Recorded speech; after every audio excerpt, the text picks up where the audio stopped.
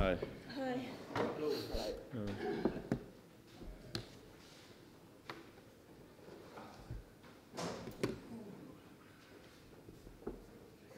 Michael, would you like to start? Hi, nice to meet you. Hello. What's the team news ahead of the game against Liverpool, please? What? The team news for the game against Liverpool, please. No, of course, Wilfried Zaha is not fit.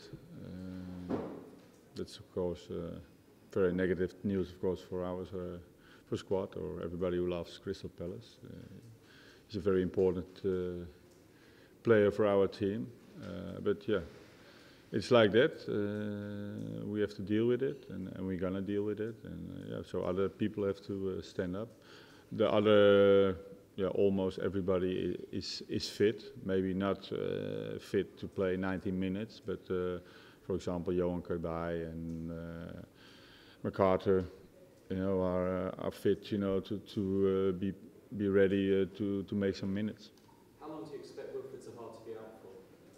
It's very hard to say. He's a very robust player, so we have to wait. It's still quite difficult to say how long it's going to take. But I know Wilf is a player who really wants to get as soon as possible fit again, and hopefully he will. So fingers crossed, maybe less than 4 weeks. I don't know really. So we have to wait, and because again, you know, he's a very robust player. He already. Normally a player who get that kind of injury cannot cope until the end, you know, of the game to play 90 minutes. And I think he had his challenge, I think 20 or 30 minutes earlier, and he still carry on to play the full 90 minutes. So that means, you know, how his physical abilities are, but still we don't want to force it because you know, we need him for a whole year, of course. Obviously it's a tough weekend, loads of goals and results, big results in the Premier League, but how has training been this week since the results? Of course, after you have the post-match analyze about the game, we analyzed it quite well, I think, and the trainings looked very sharp, and yeah, hopefully the negative influences of the 3-0 loss, of course, are away, and now we are facing Liverpool. Of course, a very difficult game, but still, you know, we're going to try the best to get the best result out of that. The last 3 seasons, Crystal Palace had very positive results there, so still we're going to go with the same idea that we had against Huddersfield, with everything that we got and the plan that we have, and also against Liverpool. They played in midweek and no Coutinho. Do you think this might be a good time to play them? You never know. They are having fantastic players, and they are able to deal with 3 games in 8 days, for example. So they are very mature players. So the possibility that maybe 1 or 2 will be replaced, but for the rest, I think for them, they started with 1 point, and especially at Anfield, you know, they want to get 3 points. So it's going to be a very strong team that we're going to face. The transfer window is still open. Do you have a number of how many players you would still like to bring into your squad? No, we don't only want players, you know, who really can contribute to the squad. And if there is a possibility, of course we're going to do that. But we don't going to throw money away and just, hopefully the guy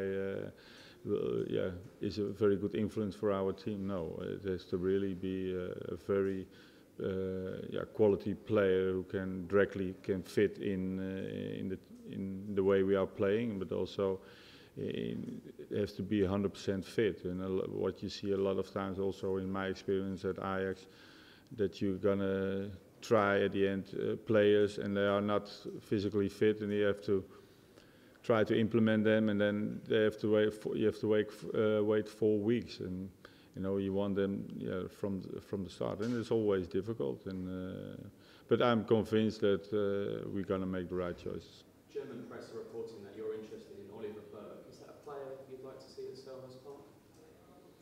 He's a very young, promises Scottish player, of course, and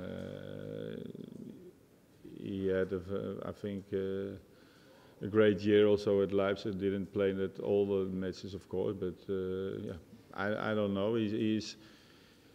He's from Great Britain, so it's always interesting to see those kind of players, and he's still very young, of course, but it may be, but still we are focusing also on other players. And Frank, is a goalkeeper a player you would like to bring into the squad too?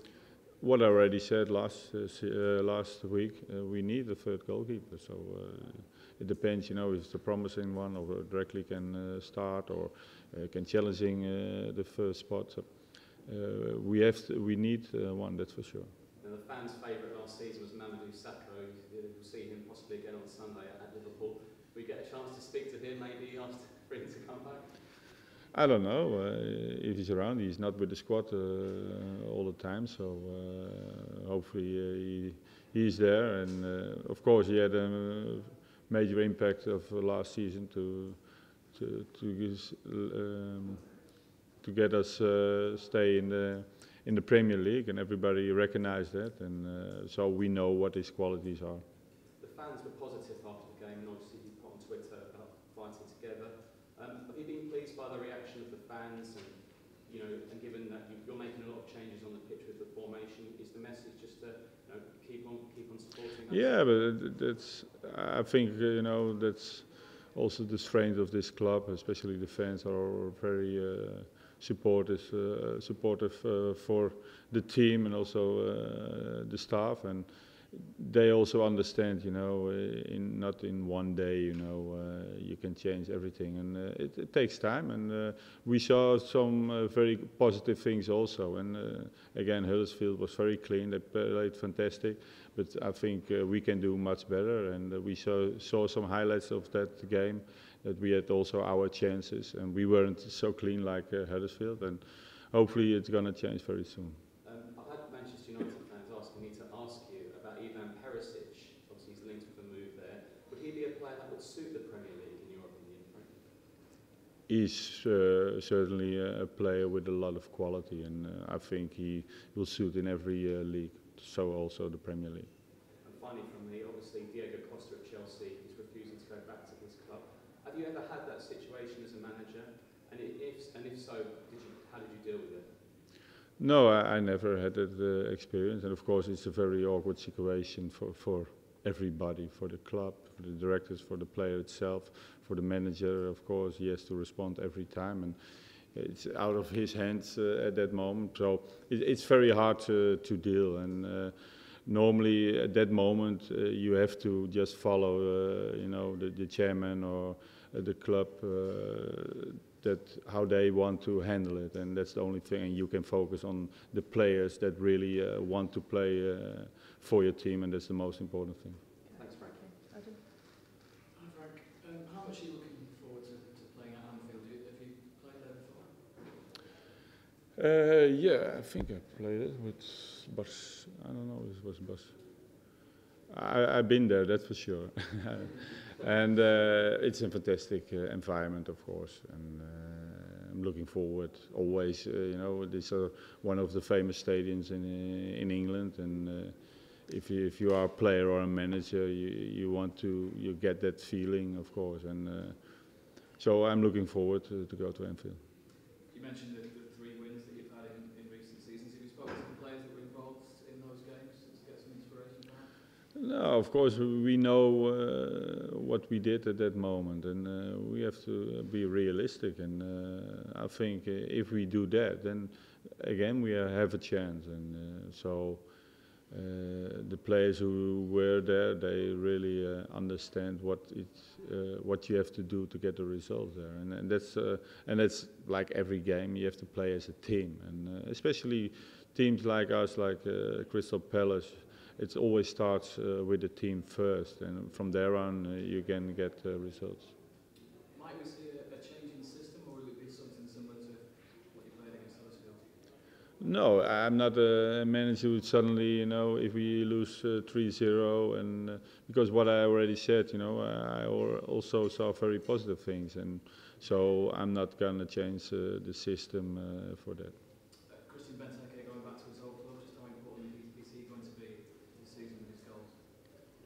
he showed it last season that he's very important for Crystal Palace, especially with his goals. He made 15, so hopefully he can do that again for us. Then it means that he's again very important. And yeah, he has to make the goals for us. Of course, other players want to make also goals, but he's our front player. So normally he comes more in situations than other players, and he has the quality to score goals. So he's very important for us. Okay, thank you. Hi Frank, when you took over in the summer, did it cross your mind that you might have a rough start and it would take the players longer to adapt to your style of play? I think we don't have to use the excuse with the adapt of style of playing, because the system is not so difficult to play. It's quite easy. But the Premier League is so competitive, you know. You have to work always as a team if you get a result, because if you don't do that at the right moment, you get punished, and that we did. Like set pieces, you know, the first goal, we get a corner against us, they scored. You know, if you analyze that, all those things, you think, yeah, we can already avoid to get the corner against us. You know, all those kind of things we have to improve, and I think, you know, to blame it on, and I think already. Some quotes of the players, you know, we don't want to use it as an excuse. So I think everybody understands what we want, but we have to execute it better. You've come up against Jurgen Klopp before in the Champions League. What do you make of his team that he's got at Liverpool? They're very attacking. Yeah, they are very offensive, especially, for example, if you try to build up from in your second third on the halfway line, and you think, okay, you have the control, and you lose the ball very sloppily, then yeah, they are so dangerous. You know, in 2, 3, 4 passes, they are, you know, in front of your own goal. And I experienced that with Dortmund when he was there, of course, the manager, and at Liverpool he does the same. And he has the players, of course. He selected those players for that, with Salah, Firmino, with Mane, of course, Wijnaldum, who has the drive for that. So they have really players to play that system, and you see it. You saw also against Hoffenheim. I think Hoffenheim played a fantastic game, but if you at the end you look to the stats, how many chances Hoffenheim had and how many chances Liverpool had, yeah, that's the difference. And so they have a really good team to play that kind of system, and of course they sometimes take risk also, and we have to try to get the most out of that. Just finally from me, a lot has been made in the media about their supposed weakness at set pieces at the moment, and lack of height in their side. Is that something that you've been working on set pieces yourselves on the training grounds? Yeah, but that's again, you know, you want them to defend in some kind of way the set pieces, and if you then analyze the set pieces, and you think, yeah, we did it on training like that exactly. Why we don't do it at the game if suddenly they were switched off or something like that? And that we have to avoid. And also again, we know in the Premier League set pieces, and everywhere, maybe in every league, set pieces are very important to especially some teams. You know, they really are focused on that kind of thing. And of course we also, but we have to also try to avoid to give stupid corners away, because like Huddersfield and a lot of other teams, yeah, you know that they are really focused on that. And about the height, I'm not concerned. You know, I think we have enough height. If you have 4 people more than 184, I think it's enough. Okay, that's the end of the broadcast section. Thank you.